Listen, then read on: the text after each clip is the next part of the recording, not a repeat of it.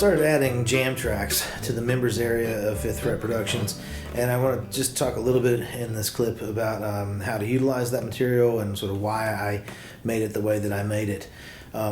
For context, these are videos that are song-based, like standard fiddle tune, Big Scioto, one of those, or a common bluegrass song like Little Cabin Home on the Hill.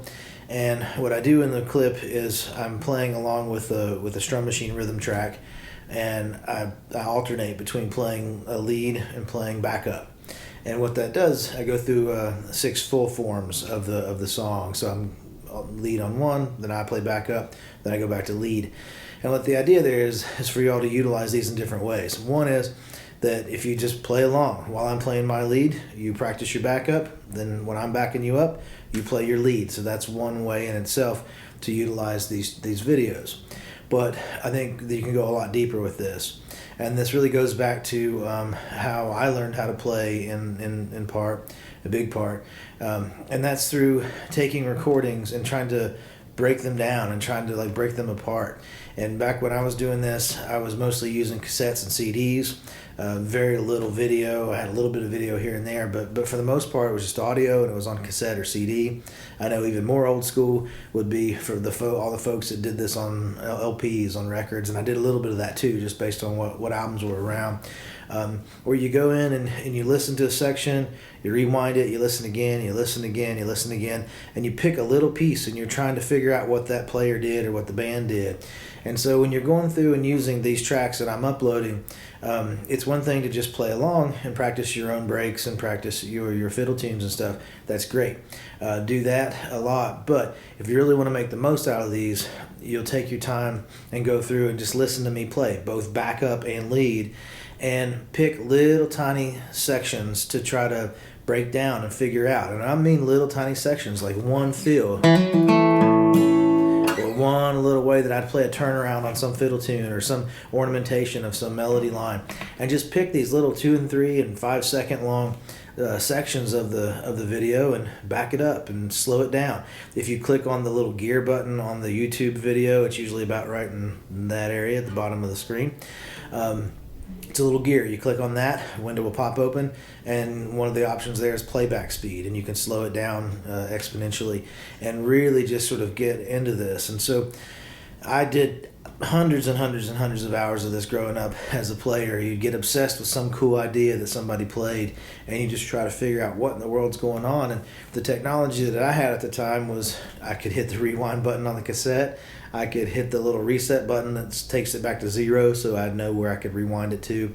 And eventually that cassette, if you did it enough, you'd end up breaking the cassette and have to tape it back together with Scotch tape and all that good stuff.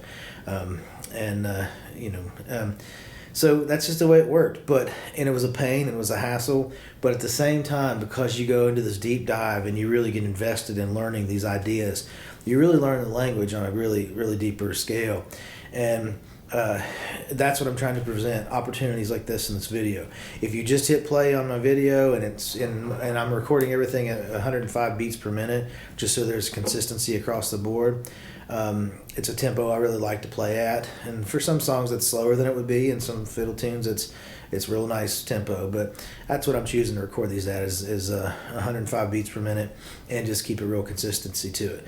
So if you click play on that video and instantly you're like, whoa, overwhelmed, I can't play this fast, he's playing a lot more stuff and notes and whatever than I can play right now, don't stop there. Don't worry about that. Play the way you can play. Slow the video down. Play what you're capable of playing during your time, both as backup players and as lead players. And then use this material to explore language. Look at the different ways that I approach and ornament different ideas. Every track has at least 6 passes. That means you have 3 leads and 3 rhythms from me.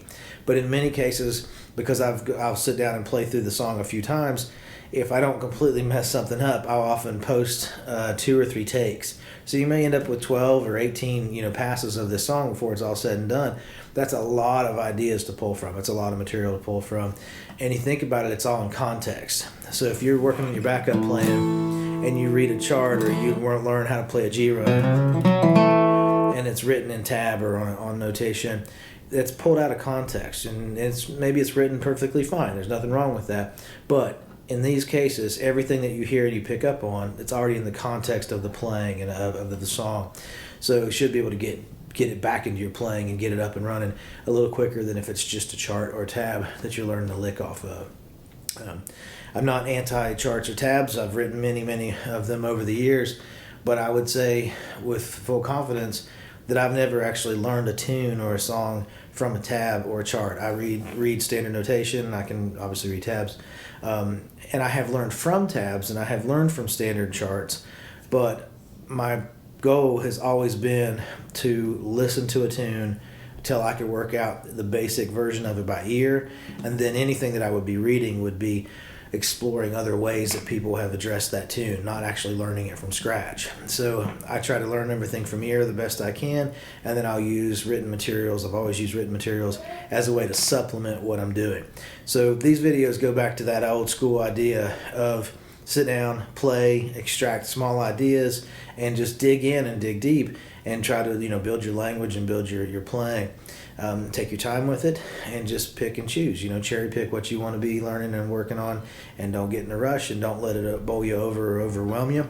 Slow it down, break it up into small sections, play along, and just have fun with it, and build from there.